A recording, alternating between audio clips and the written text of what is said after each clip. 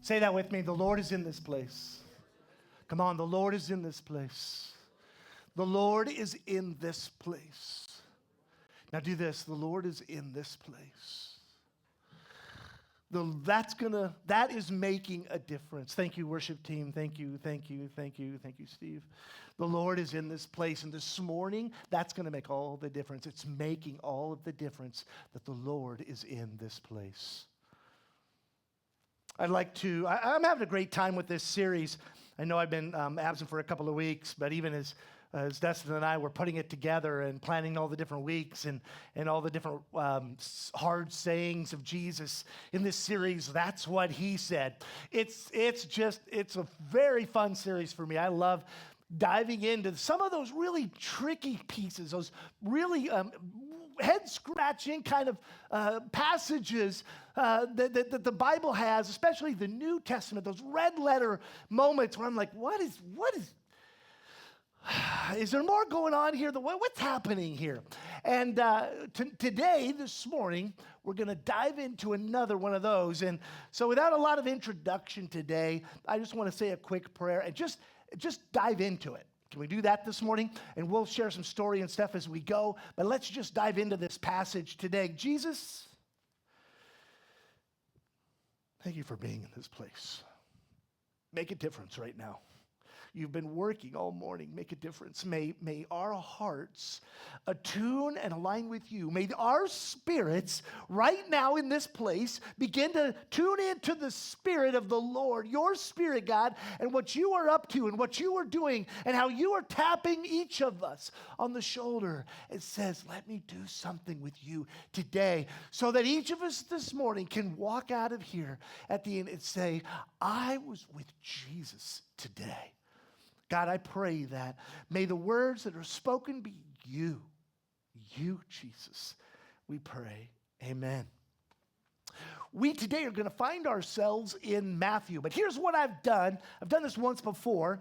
This story is in all three of the synoptic gospels, in Matthew, Mark, and Luke. And so I've done what all rascal Bible scholars do and smushed them together to make one comprehensive story, because there are some details in Mark that I don't want to miss because I'm going to read primarily out of Matthew. And you'll see Matthew's reference up on the screen as we go today. But if you follow along, which I'd love for you to do in the Converge app with the Bible you brought, a Bible app, something like that, you're going to go, well, that's not in my Bible. Well, it's because I borrowed parts of it from Mark and I borrowed parts of it from Luke and kind of tried to make a comprehensive story that tells us something with every gospel writer. Because each one is wanting us to get something. And I think when I stuck them together, it's kind of like light bulbs started turning on, even for me. I mean, I've done this story a bunch. And I'm going to preach this in a way I've never taught it before. Because I see something in here that Jesus said, that's what I want you to talk about. When he says that, you do it. So we're gonna use Matthew as our primary text, but it's also in Mark and also in Luke. It's near the end of the Gospels. Each of them, this story shows up just as about 3/4 or a little bit more of the way through it.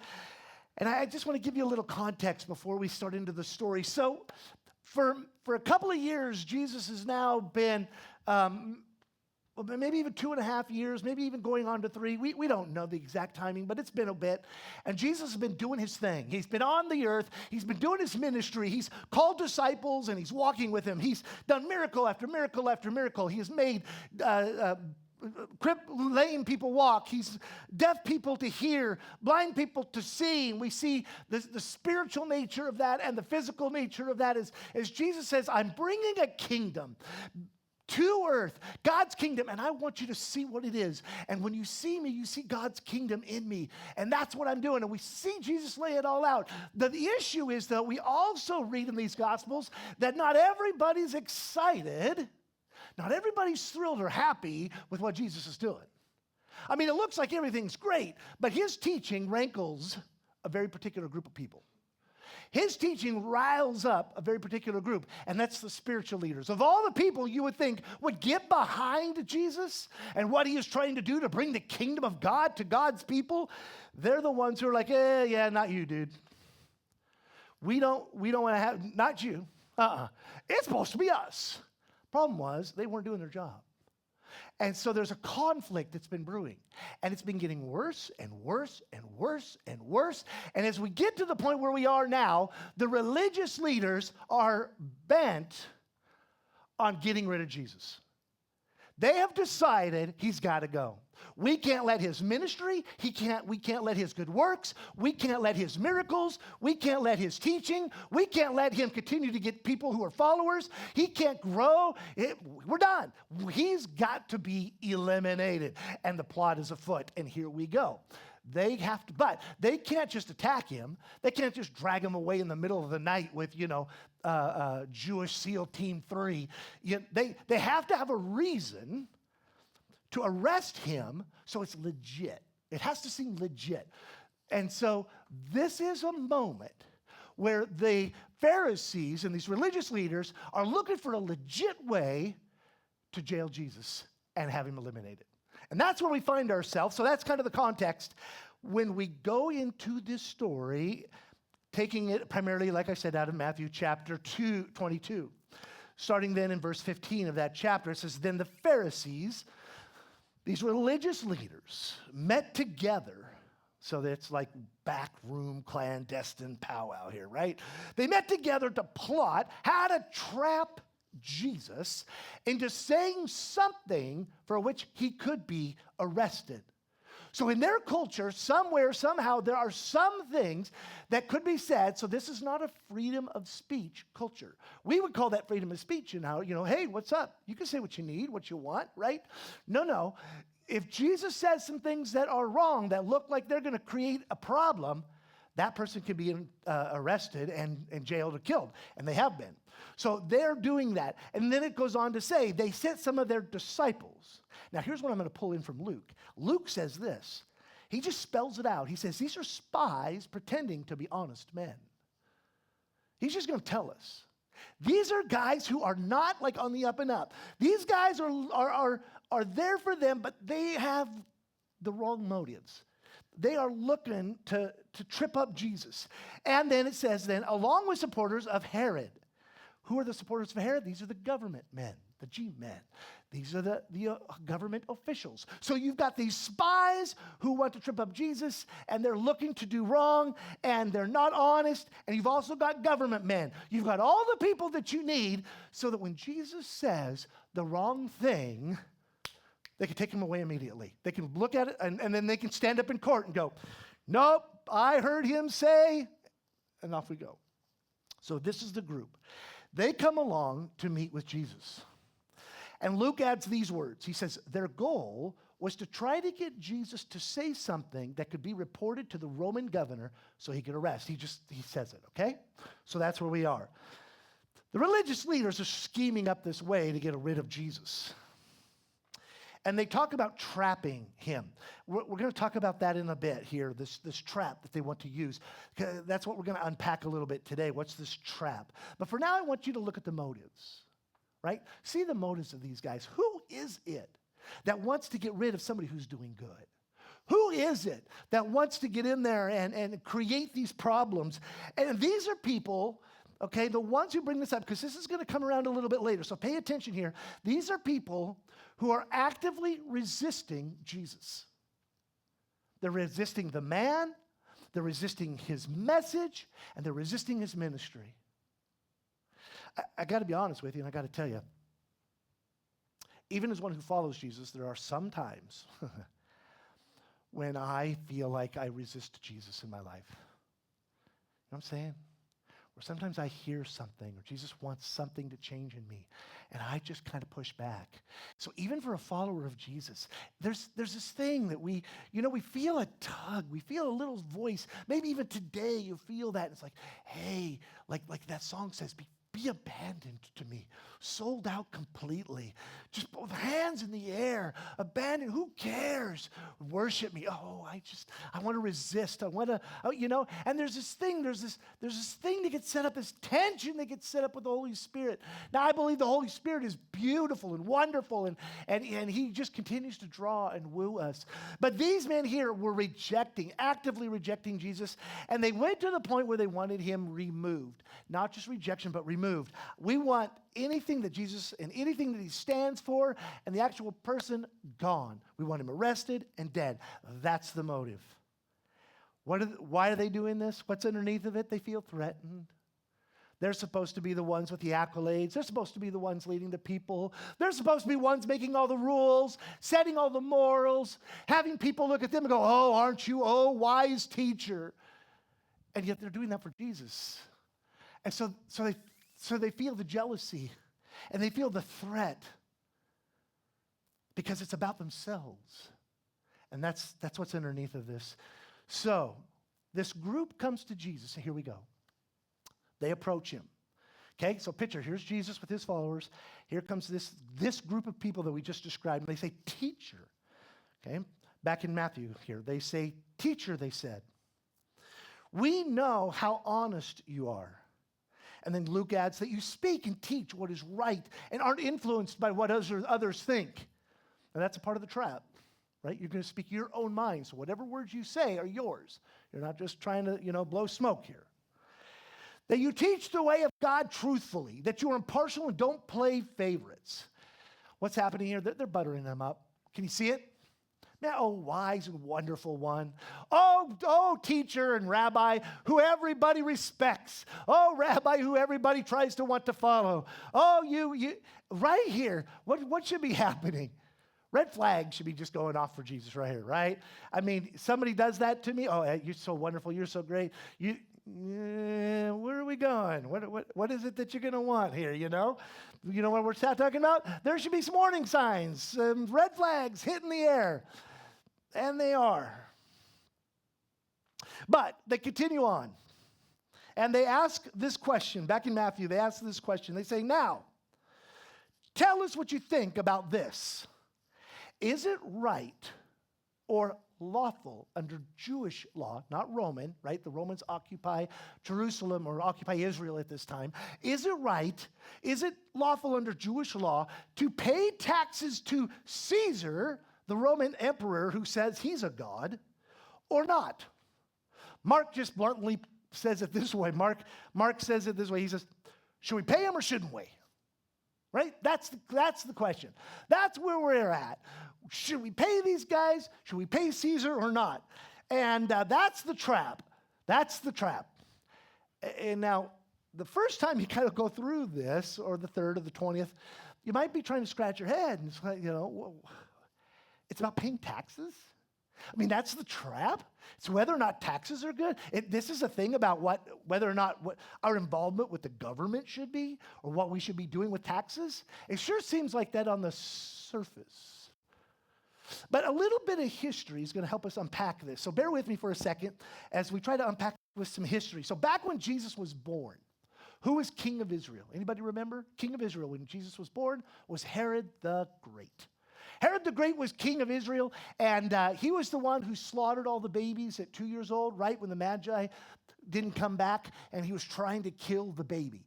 Herod the Great. But when Herod the Great dies, the kingdom, that whole area that he was over underneath the Romans, was split into 3 sections, each one with one of his 3 sons taking over. And 2 of the sons matter here in this history. Herod Antipas, who is now the king, but the king of Galilee. Over where the Sea of Galilee is, over where Nazareth is, over where kind of Jesus hangs out and calls home.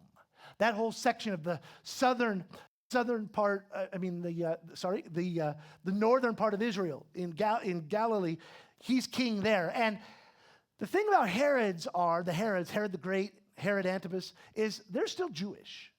Now, they're papal kings. They still work for and pay tribute to the Romans. The Romans install them. They're in hand with the Romans, vassal kings to the Roman Empire.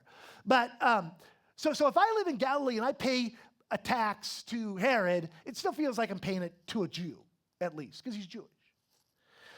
But the other son, Archelaus, he was the son of Judah, where Jerusalem is.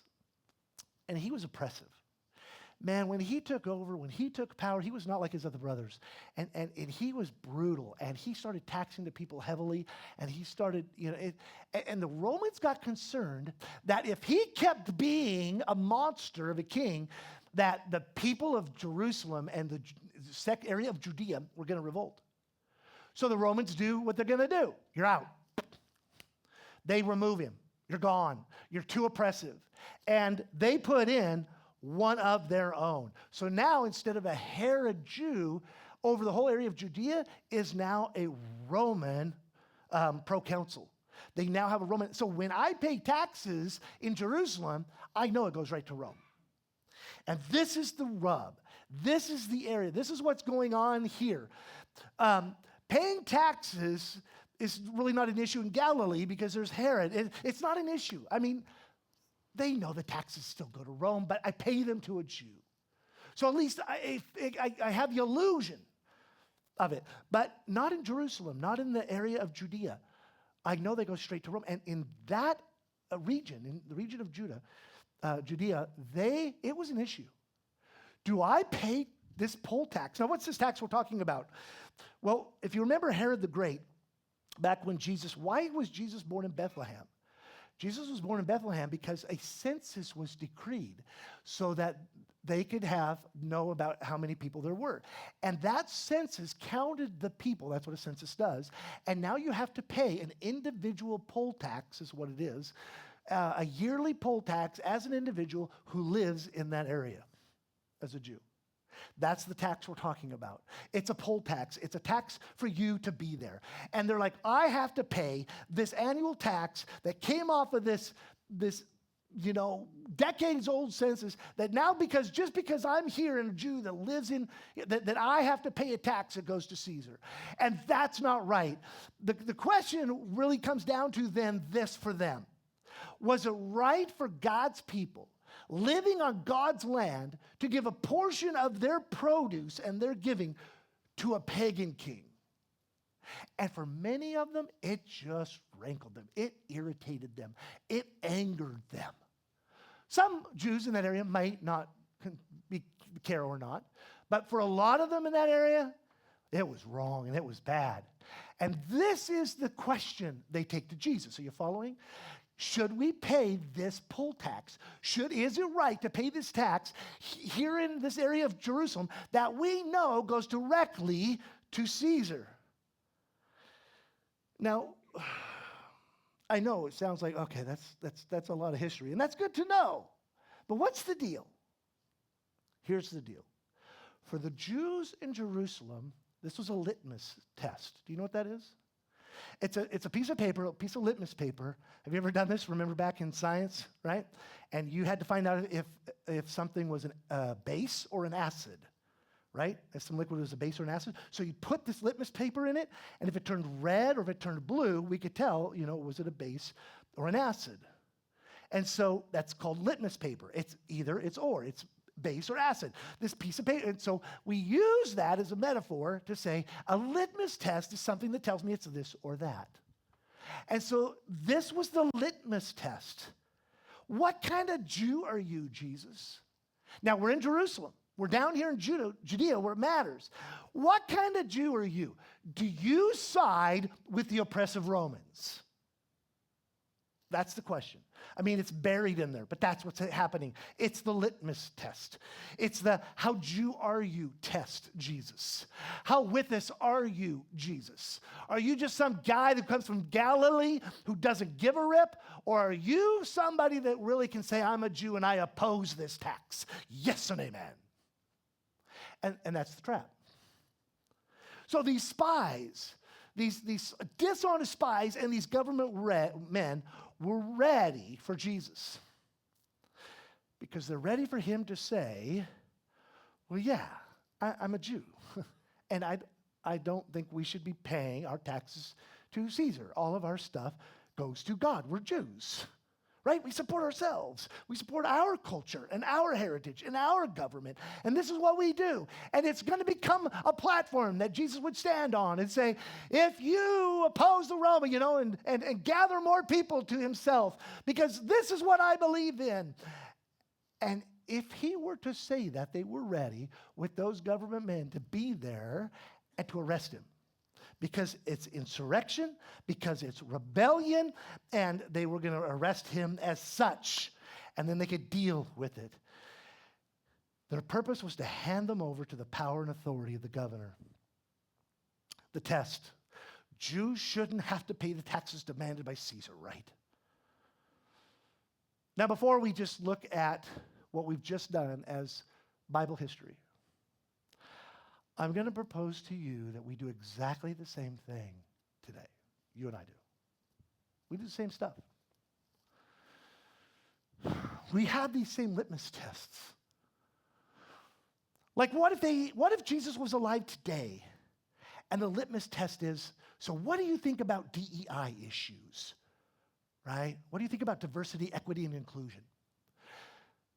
Because there's probably us in this room who are going to have, some of us, I know, especially if you work in certain sectors of our society, this is a big deal for you one way or another, isn't it? Right? There are educators who work in universities who have to sign statements that they support DEI issues. And what are you going to do if you don't? It's a litmus test. They use it to say, you are completely with us in this, or you are not. And many of us feel trapped and caught in the middle of this thing called DEI, and we're like, well, I don't know what to do with this. I mean, there's parts of it that I might say yes to, and there's parts of it like, I don't think so. And what do we do here, especially if our employer or the government or somebody makes a big deal about it? Does that make sense? We use it as a litmus test. What about if Jesus was here a couple of years ago? Okay, Jesus, big question for you. Wear a mask or not wear a mask? What's the question? You know, you're getting this? It's a litmus test. And there's going to be some of us that are like, yeah, no mask. And others are like, no, safety, help us, you know. And it's not to take a side here this morning. I'm not trying to say which is right or which is wrong on any of this stuff. I'm trying to say we use these issues to divide us. We use these as litmus tests to say, you're with us, my tribe, this group, or you're not, and you're out. What about if Jesus was here today and they said, well, where do you stand on the LGBTQ stuff? Should they marry? Can they be in synagogues? Can they do churches? Do we revolt against them? What do we do with them? What would Jesus say with that litmus test? One that's more a church one is, can women be pastors? Right now, if you were a part of the Southern Baptist Convention, that's a huge litmus test. They are arguing, they had a convention, about a month ago or so, and it was like the topic of their convention. Can women be pastors or not? And that's the litmus test. Which side of the camp are you on? Are you with us or are you against us, Jesus? Jesus, how good of a Southern Baptist are you? Come on. What about tattoos? In this church, I'm out. I almost came back with a henna tattoo. Kim was so trying to get me to do that. You know, but in this church, I'm out. But what about the drinking question? I used to be part of a denomination that eschewed drinking completely. And now my pastor is the one who got me drinking. Am I in or out? Well, I'm out with tattoos, but I'm in with the booze. It's going to be okay. But we have these litmus tests that we do. And we can't just all write it off to, well, that's this Bible history stuff about Roman poll tax, blah, blah, blah. It's their litmus test, just like those would be for us today. The point is, are you against us or are you with us? I'll give you a couple other examples. When I was younger in the church we were attending up in Oregon, there was a guy, I kid you not, his litmus test was TV is evil. That was his thing. And you were with him or you weren't. And man, if you see him coming towards you in church on a Sunday morning, you know, because you don't want to get into that conversation with this dude.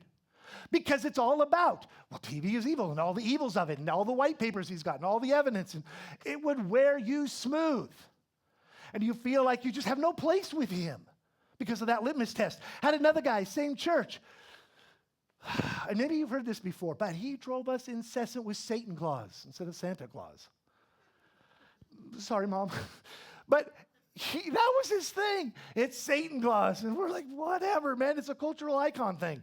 But it was his deal. He was so sad against it. His litmus test of whether or not you were actually a follower of Jesus was, what do you think about Santa? Right?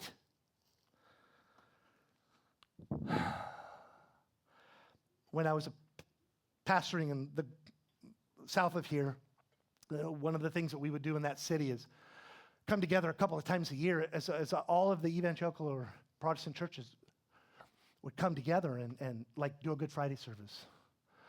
And maybe something in the park in the summer. And it was a great time of unity of all the churches in the city. But one of the bigger churches in the city had a thing with women pastors. And that's fine. They get to choose their own doctrine. But when we wanted to all come together, one of our leaders, the Methodist pastor, was a woman because they're okay with it. And she was a wonderful speaker. And there were times we were like, we want her, because we would all take turns rotating, every year on who gets to talk and speak and do parts of the service. And we wanted her to speak. But if she was to speak, that church would not come. And my opinion was, well, we're not asking her to be your pastor. We're just asking her to go and hear a speaker, But they were so dead set against it. That litmus test, that one litmus test, fractured the churches in this city. Litmus tests are destructive. That's the point of what's going on here. The destructiveness, right? These guys with evil motives come, and it's destructive, and they're trying to destroy Jesus and his ministry and his goodness and his work and his kingdom in us. And so, litmus test, let me tell you, first they divide us because we fight over these issues. They split families, they split friendships, they split churches. Fortunately, I don't think we have anything going on right now that I'm aware of. But I know the church we were planted out of fractured and split and divided and lost leaders because of the litmus test arguments that were had. And it was detrimental. It was hurtful. And I don't think it did any honor to Jesus or his kingdom. But we own these issues so passionately. Look, I'm not saying the issues are bad ones to talk about and have conversations and to pray about and be discerning about, but not to divide us about. Does that make sense? That's where Jesus is going to have this thing. He's like, you want to divide my followers. You want to divide me from the Jews. You want to remove me from being able to do what I'm doing in ministry. That's what these litmus test things do. They distract us, number two, from what Jesus considers most important. We're going to get into that here in a second. Number three, they distance us from Jesus. How so? Because it becomes about the issue and not about the one. All of a sudden, I'm arguing about this point or that point or this issue of us and how we relate or congregate or whatever. And it takes away that we all believe in a God, triune, wonderful, saving, amazing, beautiful, gracious. Can we unify over that and not divide over this? And so Jesus is like, this is bad evil. That's what these authors are trying to help us understand this morning. Do you want to pay taxes or not? The evil nature of the motive of that question that divides and distracts and distances us and then finally defines us. Because I'm going to be known as that guy. I'm that group. The denomination I used to be a part of had a distinction that I can understand and see in Scripture, but it was their identity. And for almost 50, 60 years, it made it almost impossible for them to get along with any other kind of church. Because their distinction, their whole identity was their distinction, what makes us different. Look, dude, I love that churches have differences. But let's just be kind and gracious with those. and not let them define us, not let them distract us, not let them distance us or let them divide us. And Jesus knows this when the trap is laid with these guys. He's trying to build a kingdom of God. He's like, this one question can burn everything in my ministry right here, right now. And he knew it. Does that make sense? He's sitting there listening to this question. And he's got to be thinking to himself, the warning flags go off, right?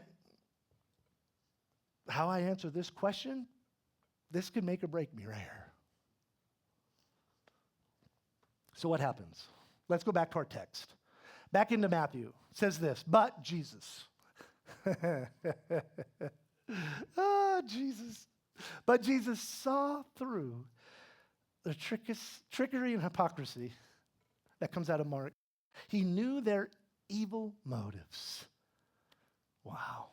And he says, you hypocrites, why are you trying to trap me? And you know what? He just calls it out. He ain't going to play games. I know what this is. Look, I understand that the LGBTQ issue is going to be important to some more than others. Let's acknowledge the challenge there, the tension. We've talked about that a lot, right? Let's acknowledge the tension there and the conversation there, and let's have a conversation. But I don't want it to trap us into separating a family. Does that make sense? And that's what Jesus didn't want either. And so he's like, I see what's going on, and you're trying to trap me.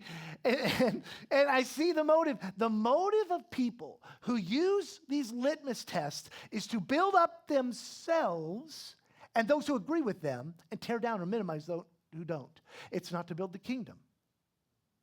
And that's the problem. So what does Jesus do? He sees the thing, he sees the test. He is not going to give him a yes or no answer. That's the last thing he's going to do. So what does he do? You might be recognizing the story by now, right? Let's look at it. He says this, here, show me the coin used for the tax. Now, I love, if you don't catch this, the fact that Jesus doesn't have a coin on him, a Roman coin. He ain't got one. He's just got Jewish, Hebrew money, right? He doesn't have it. Somebody go find one and dig one up. So they're all digging up. He's like, you got to find a special coin. Can you imagine the tension in the quiet while they wait for somebody to come up with a Roman coin? So finally, somebody comes up with a coin. And this is a very unique coin here that I have. I got it from my wonderful, amazing father-in-law, Gene. This is a coin. It's a U.S. coin. It's a $1 face value coin. It's in a package, so it's in mint condition, so it's worth more. This is a $1 coin that commemorates disabled veterans. It has a very distinct purpose. So they went and found a coin.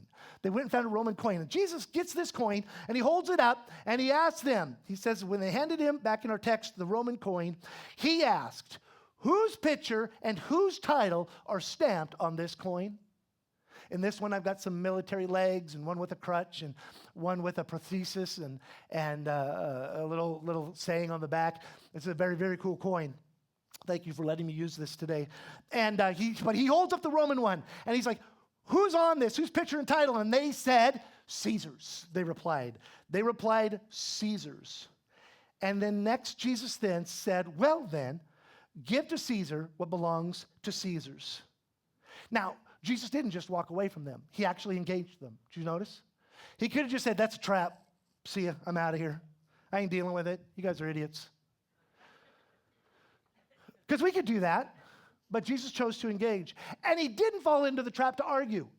Yes it is. No, it is. Satan caused. No, it's not. Come on, get into the big argument because somehow we have to prove them wrong. Jesus let the issue just stand as it is. It's a challenging part of life. If the coin is Caesar's, then he can decide what he wants to do with it. Hang in with me here. We got a little bit more to go. And he can decide if he wants to be a part of it back in taxes. Look, it's his. If he wants part of it back, give it to him. Right? Just if it's part of his, then give it to him. He gets to determine how it's functioned, how it gets to be used, how it's sets aside, all of that. Let's not make a big issue out of this because we shouldn't. In a way, and I'm not going to read it, I was going to, but for time's sake I won't. 1 Corinthians chapter 10, Paul runs into a similar litmus test issue with the believers in Corinth because they're eating meat that has been given to idols and then put back into the marketplace and sold again. And that offends the Jews. But the people who are there, it's like, but it's just meat. And there's some of the Christians say, but I'm free.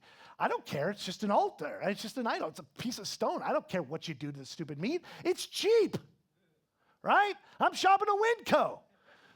Come on. And it was offered to an idol. I don't give a rip. I serve God. He don't care. And other Jews, though, were like, no. That's horrible. We can't do that. And Paul says, quit fighting. He says this, whether you eat or drink, whatever you do it all for the glory of God. So if it's going to bother your conscience to do it, don't do it. If it doesn't bother you, go ahead and do it. It's a matter of conscience. It's a thing, but don't let it distract and divide and tear you down.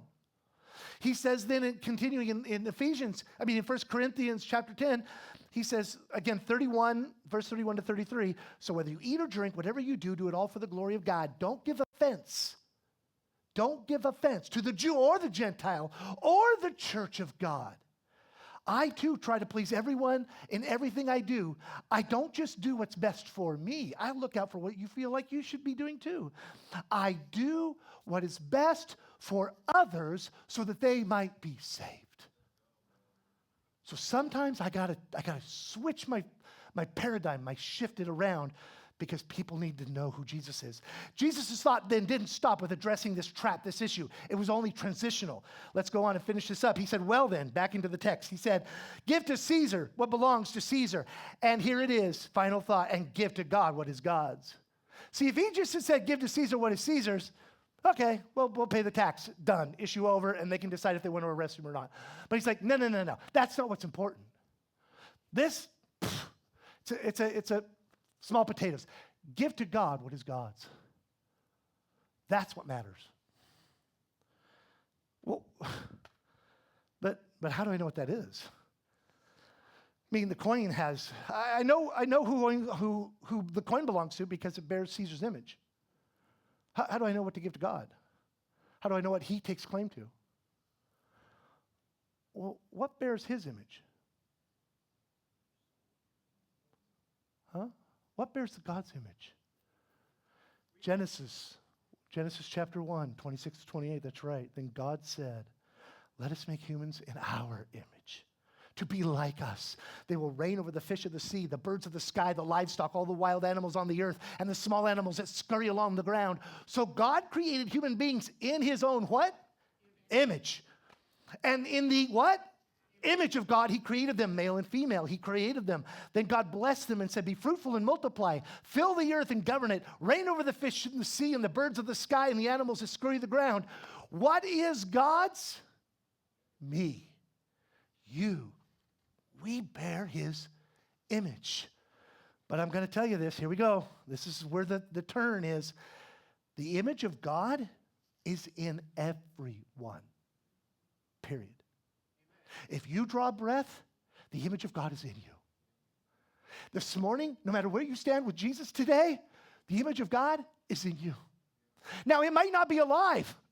It might not be active, but it is there. And what really matters is what the image of God is in people, and that we find it, that we see it, that it becomes active and alive and living and vibrant in you, in me, in us, in our neighbor, in that horrible coworker, in the person that you can't stand, in the one where every litmus test in the world would like to keep them out of my space. God says they are made in the image of me. And so I want you to love them like I do. Because I want the image of God, my image in them, to come alive inside of them. Do you see that? What is the image of God? It means we have value. It gives us purpose and meaning. It makes our lives sacred and special. It gives us morality and love and free will. It helps us reason, think, and create. It's God's identity stamped on every human.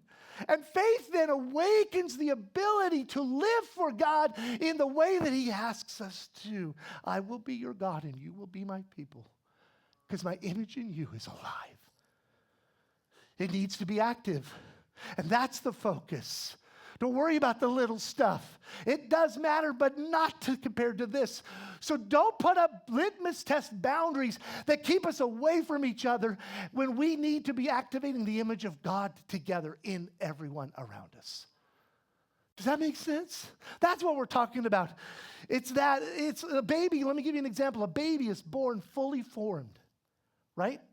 Healthy baby, all the fingers, all the toes, nose, eyes, everything. They are born with everything that they need. They don't need to be given fingers to grasp at age 4. They don't need to be given feet to walk with at age 18 months. They don't need to be given a mouth to talk at 2.5 years. They just need to be shown, 1, how it works by modeling it, and 2, taught how to do it themselves. The image of God doesn't need to be given to people. It's there. They just need to be shown what it is by our example. And then taught or discipled into them so that they can have it come alive in themselves. Let me put it this way for our Converge people. The missional church, to engage culture, values the image of God in people above all else. I'm going to say it again. The engaged culture part of us, the missional church, values the image of God in people over every litmus test that's out there. Our motive then is to help people see Jesus or know Christ in a way that makes them want to engage and explore that image they already have.